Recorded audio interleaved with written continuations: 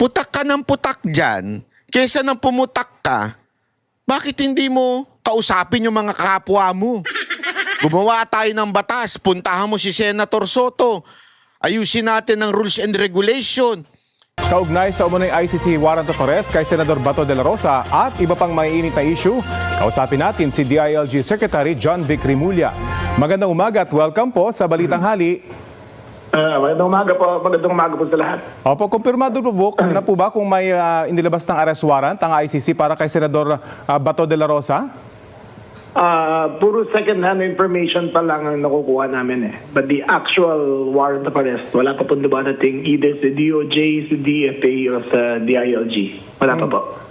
Pero meron ho bang nagsasabi na posibleng may ibigay na sa inyo for your proper disposition para makapaghanda ang DILG? It's all mahirap kasi yung when you presuppose an event na wala ka naman actionable document. So we will wait when we receive it, then if we receive it, then we will make the proper plans. Gayong hindi pa po nagpapakita si Senador De La Rosa sa Senado, aktibo po bang Grabe, no? Atat na atat sila, no? Wala pang warrant of arrest. Hindi ko alam kung sinasabi lang nila ito na wala pa. Kasi ganyan din ang ginawa nila kay Pangulong Duterte. Yung sinasabi nila walang warrant of arrest, tas biglaan nilang inaresto. Kaya, valid sa tingin ko itong ginagawa ni Bato. Mamaya, ipapaliwanag ko sa inyo kung bakit sablay yung komento ng isang congressman na kesyo nagmamagaling at lumabas na daw si Bato at harapin. Okay? minomonitor yung kanyang kinaroroonan ng DILG? Well, alam naman namin kung nasaan siya. Pero to this date, he is not considered a fugitive. He is not a wanted man. So, we have to play it fair and we have to play it cool. Hindi naman pwedeng basta-basta ka lang gagawa ng hindi na uso yung extrajudicial means of prosecuting the law. Dapat dyan, you do it according to the book. So, we are monitoring him. Alam namin kung nasaan siya. At hintayin lang namin kung may utos talaga ang korte o wala. Posible pong masabi ninyo kung saan po siya? Hindi. That's confidential information. Hindi pwede. Pero ang malinaw po, hindi naman po siya nagtatago sa ngayon. Well, you can consider it kasi he doesn't come out in public eh. Palipat-lipat siya ng mga bahay sa mga kaibigan niya. Tinatago siya. Tapos sa loob lang siya ng bahay. Tapos lilipat siya, iba-ibang kotse yung ginagamit. Kaya siya alam daw kung asan siya. Pautot din ito mga to. So, I think we've monitored him in 6 different places in the last 3 weeks. In the last 3 weeks. Palipat-lipat lang siya. Sa panayam po ng unang balita kay Attorney Israelito Torion, at stake daw kasi yung personal safety ng senador. Wala raw klarong polisiya o batas yung gobyerno pagdating sa pagsuko sa halip na extradition. Ano pong masasabi nyo dito? Again, wala pa eh. We don't have a copy of the order of the ICC. So, mahirap mag-comment kung wala kang hinahawakan ng dokumento. Ano po ba magiging proseso sakaling matanggap na po ninyo yung warrant of arrest mula sa ICC? Well, kung ang proseso dyan, kung matanggap ng DFA or DOJ or Center for Transnational Crimes, according to the Supreme Court ruling on extradition, papayagan si Senator Bato to seek redress from the court, kahit RTC, pwede siya mag-seek ng redress to... Ayan tandaan nyo itong sinasabi ni Rimulya ha.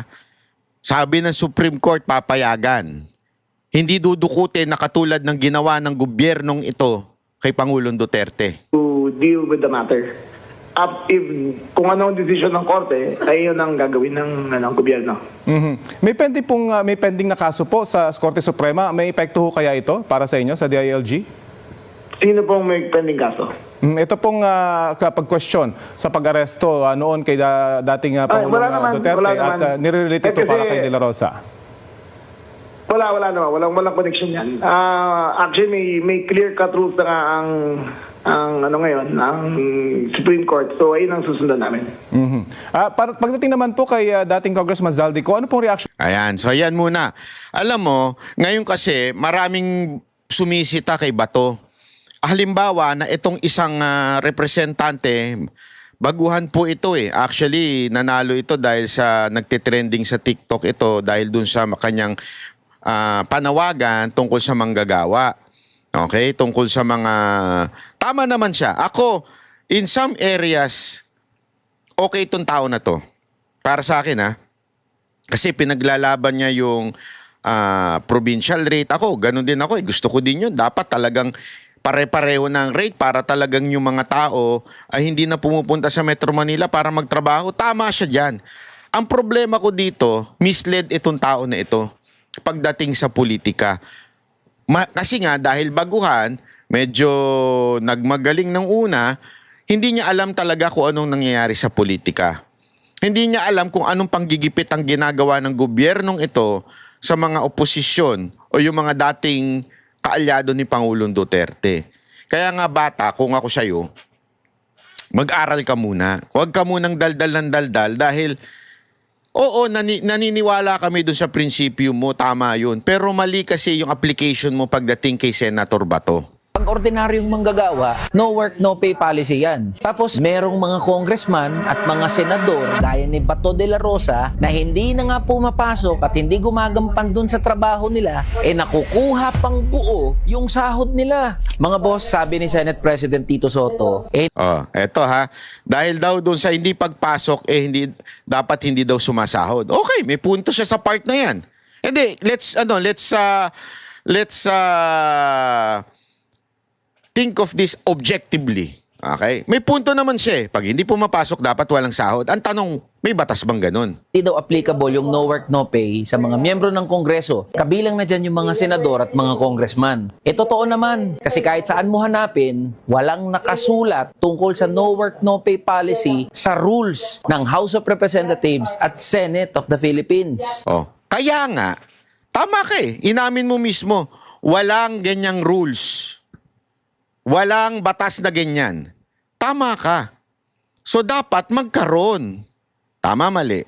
Dapat magkaroon ng rules tungkol dyan. Sinong gagawa niyan? Kayo. Instead of going to the public, putak ka ng putak, okay lang kasi kung vlogger ka. Hindi ka na vlogger ngayon, bata. Boy, hindi ka na TikToker ngayon. Congressman ka na. Ibig sabihin, you have a higher responsibility. Kaya kung gusto mo ayusin, baguhin, magtrabaho ka, hindi pumutak ka. Kasi yung pagputak mo, walang magagawa yan. Naintindihan mo, boy? Hindi ka na TikToker kung ako, gusto ko nang tumahimik, kakandidato na lang ako.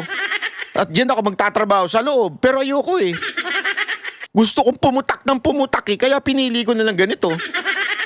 Totoo, walang biro. Pipiliin ko na lang mag-vlogger. Ayoko kasi, patatahimikin ako Hindi ko sinasabing tumahimik ka Ang sinasabi ko, you can do more than putak ng putak. Magtrabaho ka. Ikaw din, di ka rin nagtatrabaho Putak ka lang ng putak Kausapin mo yung mga dapat kausapin para magkaroon ng ganyang klaseng batas. Which I agree. Tanungin kita, bata. Sige, tanungin kita. Alam mo ba ang attendance ni Romualdez? Pumapasok ba si Romualdez? Bakit hindi mo ba mababanatan si Romualdez? Bakit ka tumatawid sa Senado? And there is even a courtesy given to both houses. Ibig sabihin yan, kung wag kang bumanat ng direkta sa senador, kausapin mo yung Senate President, let the Senate President discipline their own. That's the proper way. Ang pwede mong punahin ay yung kapwa mo, congressman. Tanungin kita. Ilang senador ay ilang congressman ang hindi pumapasok dyan at sumasahod? Bakit hindi yan ang tutukan mo, bata? Alam mo kung bakit? Ang hilig mo kasi sa content.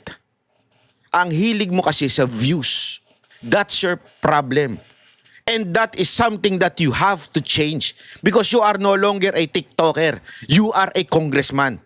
You are a representative. Dapat maintindihan mo yan, bata. Hindi yung putak ka ng putak pati yung nasa Senado, again hindi ito pagtatanggol kay Bato. Sabi ko nga sa'yo, I am in favor of that. No work, no pay. Pag umabsent ang senador, bawasan din. Pag umabsent ang congressman, bawasan din. Pero for you as a congressman, sasabihan mo yung Senado, that is not a proper way. Out of courtesy ka, bata. Kung kami magsasabi, that's no problem. Mamamayang kami. Kami ang may karapatang magsabi niyan sa mga congressman, sa mga senador. Pero ikaw, bilang courtesya doon sa kabilang house, hindi mo dapat dinediretso. Ang kinakausap mo yung Senate President. Ginawa mo na ba? O puro daldal ka lang din? Ang tanong ko nga sa iyo pinuna mo ba lahat ng absent? Pinangalanan mo ba ang mga absent dyan sa Congress? Nga. Bakit? Takot ka kasi kasama mo? Yung tapang mo hanggang TikTok lang? Hindi. Eto Kasi narinig ko ito noon. Eto, to be honest napapanood ko videos nito. Bilib ako sa batang to. Sabi ko, okay to. Pag nanalo ito, sana ipaglaban niya talaga yung mga manggagawa. May mga pangako pa siya. Pag ako nasa Congress na, ganito. Tangin na mas matapang pa sa'yo si Kiko Si Kiko Barsaga, talagang binanatan yung mga congressman. Tangina, nag-videos. Alam mo, iba yung tapang ng batang yun. Gago rin talaga yun alam mo yun, yung pagkaano nun, mantakin mo mag-video siya, lapitan niya si Sandro Marcos. How's your cousin? Yun ang tapang. Yung tapang mo, tapang-tapangan lang niya sa TikTok.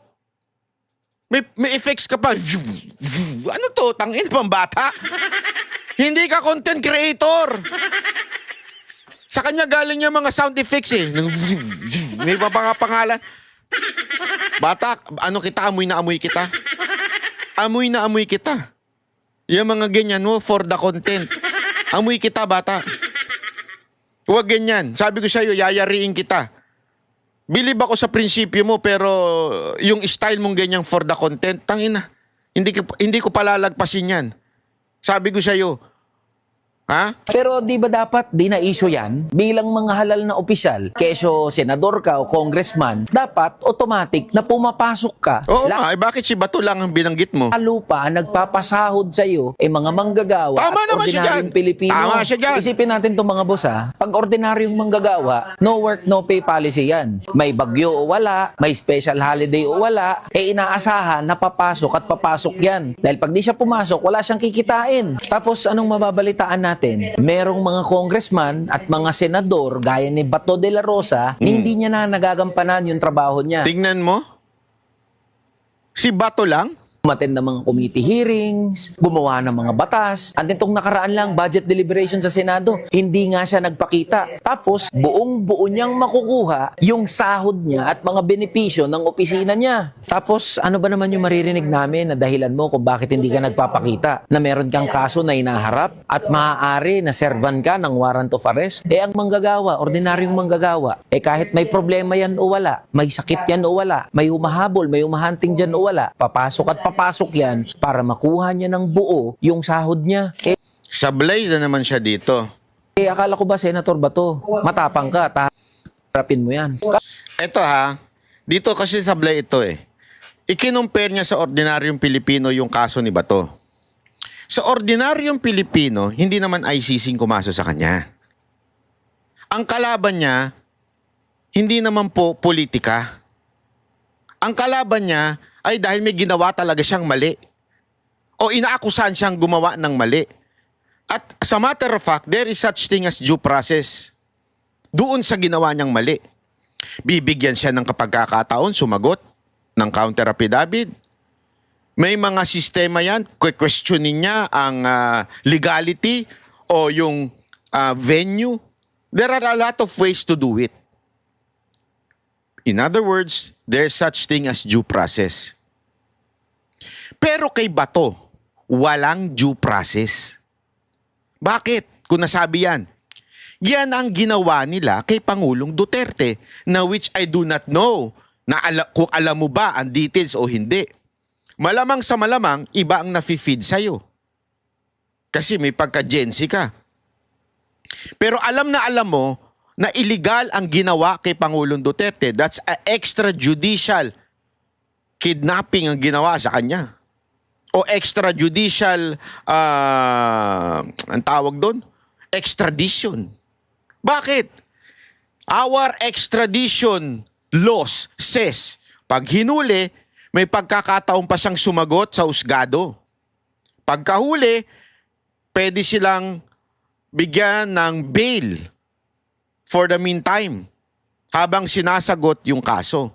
That's the process of extrajudicial which is confirmed by the Supreme Court. Ewan ko kung alam mo yan, bata. O nagtatanga-tangahan ka lang. O talagang sadyang tanga ka dyan. Yan ang issue doon. Ginawa na nila yan kay Pangulong Duterte. They did not give him the chance to answer in our local courts, which confirmed by the Supreme Court that it has to pass due process. Hindi ginawa kay Pangulong Duterte. Presidente yun dati. Same ICC warrant ang ibibigay kay Bato. So, ibig sabihin nun, what they did before, pwede nilang gawin din ngayon. Even if sabihin pa nila there is already a Supreme Court decision or memo, pwede pa rin nilang gawin ngayon yan kasi sila ang batas ngayong araw na itong panahon na ito. Alam mo ba yan, bata? O nagtatanga-tangahan ka o tanga ka talaga? Di ba? Tingnan mo na maigi. Yung issue kay Bato is political. Yung comparison mo, sablay. Yung analogy mo, sablay. Kasi hindi naman ICC yun eh. Iba ang ICC issue at itong mga local, sabi na nating local na criminal na inaccuse sa kanila, iba yun. Ito, politika ang politika. Hindi mo alam? Huwag ka na kasi sumausaw sa politika. Ipaglaban mo na lang yung mga manggagawa. Halatang halata ka bata eh. Don't tell me, kinain ka na rin ng sistema sa kamera. Don't tell me, nabibigyan ka na rin ng blessings dyan. Kasi uso bigayan ng blessings dyan eh. Baka naman nabigyan ka na rin dyan. Tanong ko lang, magkano ba bigayan? Maging congressman nga ako. Oh, totoo. Pangatlo, yung sinasabi mong tapang-tapangan. Akala ko ba tapang-tapangan ka? Oh, hindi ka natatakot. Alam mo, ang totoong matapang, hindi yung lusob na lusob. Hindi ganun ang tunay na katapangan. Ang tunay na matapang, may utak, gumagamit ng utak, hindi yung lusob na lusob. Na alam mong wala kang laban dyan, lulusubin mo. Alam mong wala kang baril, hindi, matapang ako, lalaban ako sa NPA. Ano dala mo? Yantok. Hindi katapangan na tawag dyan, katangahan yun. Hindi, tanungin kita, sige nga. Lumusob ka nga sa mga NPA na wala kang dala-dala, wala kang bodyguard. Ikaw lang mag-isa. Di ba, matapang tayo? O, yung NPA, natawag ng terorista yan. Sige, labanan natin. O sige, ibaba natin. Wag na si NPA. Yung mga kriminal na lang, halimbawa lang, tumulong ka o tanggalan natin ng baril yung mga pulis. Bakit? Para walang mapatay na EJK. Since sila naman ay nanumpa, sila ay brave, sila ay matapang, tanggalin natin ng mga baril. Yantok na lang ibigay natin sa kanila. Sa tingin mo, pag lumusob sila, anong tawag doon? Katangahan o katapangan? Di ba katangahan? Kasi nga walang logic. Walang weapon. Alam mong talo ka, bakit ka lulusob? Tanga ka? Ganon din kay Bato. Alam niyang wala siyang weapon eh. Alam niyang itong gobyerno na ito, mapang-abuso. Alam niya itong gobyerno na ito, tinarantado na yung dating presidente. Hindi pinadaan sa tamang proseso. Tanga ka pa ba? Sasabihin mo, ako naman, ako, me. Ganon. Kung ikaw, medyo mahina ang kokote, huwag mong gayahin si Bato. Naging PNP chief yan eh. Hindi mahina ang kokote niyan. Mga kalbo matatalino. Tandaan nyo yan. Gago! Kaming mga kalbo, matatalino talaga yan. Kaya nga kami na kalbo, bakit? Overwork yung utak namin. Gago! Kaya nagkalagis-lagis yung buhok namin. Di ba? Kaya itong batan to, marami pa tong bigas na kakainin eh. Pero lutuin mo ha. Baka mamaya kainin mo, ano ka. Wala ko ba bring it on at hindi ka natatakot sa kung ano man yung kaso na isasampa o maaaring warrant of arrest na ihain. Alam mo, ito nga eh, sabi nung kanyang abogado na si Atty. Torion, bigyan siya ng assurance na didinggin ang kaso muna dito sa Philippine Court bago siya ipadala doon. Haharap siya. Ganyan din naman si Pangulong Duterte, Philippine Court, let it be, Philippine Court. Hindi dayuhan. Tangina, sinong gago na alam mo dadaling ka sa Amerika tuloy, sa Europa, sa Netherlands, na wala kang kalaban-laban, na hindi ka pwede mag-appeal, ang gastos ng abogado, papayag ka? Tanga ka ba? Ikaw, tanga ka? Tatanong lang ako. Laban sa'yo. Hindi ba unethical na yung mga kagaya mong senador? Pati na rin yung mga congressman na hindi nagpapakita, hindi Ba't di ka magpangalan? Si Romualdez, pumapasok? Patunayan mo na hindi ka political. Patunayan mo na hindi ka nabibigyan diyan sa kamera. Kaya ako nagtatanong lang ako, hindi kita pinagbibintangan na nabibigyan ka. Pero alam naman natin, bali-balita sa kamera, matindi ang blessings diyan. Patunayan mo o prove to us. Hindi, baka sabihin niya ba, hindi, ikaw nag-accuse. Wala, hindi ako nag-accuse. Baka sabihin niya kasi ikaw nag-accuse, ikaw magpatunay. Hindi ako nag-accuse, bata. Yang akusasyon na yan, alam na nahuyan na hindi lamang po ako nagsabi niyan, pati yung mga congressman na nagsabi na pumirma sa impeachment ay nakatanggap. Hindi ho ako, congressman nagsabi nung kapwa nila nagsabi nun. So lahat ng sumusunod sa kwento ng pamamahala ng Kamara ay nakakatanggap ng blessing. Sige nga, kung talagang totoo yan sinasabi mong mga manggagawa mo, kasi gamit na yung manggagawa mo eh. Gamit na gamit mo na. Nanalo ka na nga eh, gamit na gamit mo sila eh. Di ba? Punahin mo nga si Romualdez. Kasi balita ko, hindi naman daw pumapasok yan dyan eh. Balita ko lang. Unless mapatunayan mo sa akin pumapasok si Romualdez, papatunayan mo sa taong bayan na pumapasok si Romualdez, kung hindi, bullshit siya sinasabi mo kay Bato. mapasok, kumukuha pa rin ng sahod kahit walang ginagampanan na trabaho. Paalala ko lang sa inyo SG31 kayo. 300,000 kada buwan ang tinatanggap ninyo, pumasok kayo o hindi. Kung ano ang pamantayan na ginagamit sa mga ordinaryong manggagawa, ganun din dapat ang gamitin sa atin ng mga halal na opisyal. Kung no work, no pay ang isang ordinaryong manggagawa, ganun din dapat tayo. Kung sila ay nalilate at nababawasan ng trabaho dahil late nga sila, at kadalasan nag-overtime pero walang overtime pay. Yung iba pumapasok pa ng Sabado, Linggo. At doon sa mga rest day nila, dapat ganun din ang asahan sa atin ng mga halal na opisyal. At sa'yo, Senator Bato de la Rosa, magpakita ka na, pasok ka na. Ilabas mo yung tapang mo, wag lang puro sa press release. At sa mga kabaro natin, ng mga public official, mga Ako, ganito, Eli, ilabas mo rin yung tapang mo. Huwag kang puro daknyak. Huwag kang puro daldal. Bayot lang ang ganyan, yung puro daldal.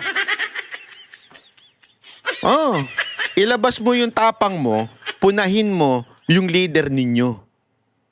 Punahin mo yung mga kapwa mo congressman na hindi pumapasok. Bakit si Bato lang ang focus mo? Napapaghalataan ka, bata. Sa bagay, may resemblance kayo ni Romualdez. Di ba? Punahin mo. Labas mo din tapang mo. Punahin mo yung leader nyo. Wag lang puro si Bato. Ano to? Gaguhan? Puro si Bato? Ba't di nyo ilabas yung tapang mo? Asa na yung mga leader nyo dyan? Si Romualdez, asa na? Pumapasok ba? Ba't di mo punahin? Wala ka pala, bata eh. Pag hindi mo pinunayan, may ibig sabihin yan. Bless ka na rin. Pag hindi mo pinuna ang pag-absent ni Romualdez, bless ka na rin. Yan ang totoo. Pasko na eh. Di ba?